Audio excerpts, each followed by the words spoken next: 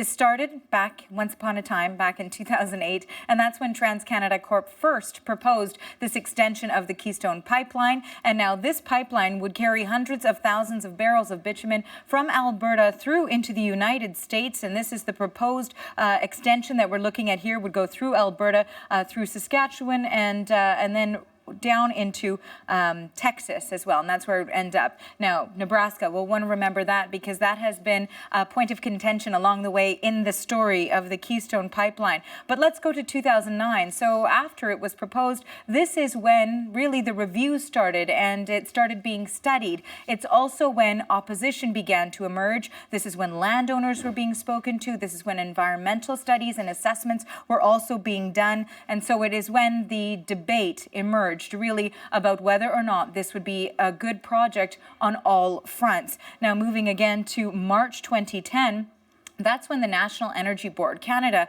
approved the application for the Keystone XL pipeline. Now, there were 22 conditions included in that to address those concerns that had arisen back in 2009 when all of these studies were being conducted about the Keystone XL pipeline. And in 2011, a lot of that opposition that started to emerge came to a head. So there was a lot of scientists speaking out, environmentalists, lawmakers, but there were large demonstrations both in the United States and in Canada at the White House, at Parliament Hill. Activists, actors, demonstrators, many of them arrested, and this all came to a head. And now this was shortly after that particular demonstration took place, about September 2011. In the months following that, the State Department suggested that they develop a different route for the pipeline, particularly when it came to Nebraska, because there is a water supply there that was particularly in contention, that was controversial. A lot of residents there not happy to have the pipeline going through that particular resource as well.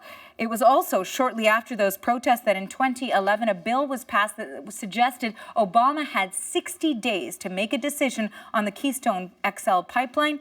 He decided that he would reject it. He says there needs to be further review. Now that takes us to 2012. In 2012, TransCanada, as per the State Department's request, submitted a new route for the XL pipeline through Nebraska for that to be reviewed. But of course, this was caught in a tug of war between all of the parties involved, lawmakers, environmentalists, landowners, and so it continued to be a contentious issue. Moving to 2014, we're almost there, John, in this story of the Keystone XL pipeline. Midterm elections, seen to be a game changer. Republicans took control of the House. What does that mean? Well, Republicans were more in favor of this pipeline project, so it was believed that perhaps we would see movement. Now, U.S. Senate was able to pass a bill, approve a bill that would approve construction. What happened in 2015? Obama vetoed that particular bill, so construction didn't go ahead. And this is the last board I have for you. January 2016, well, TransCanada taking legal action. They say there was a breach of legal commitment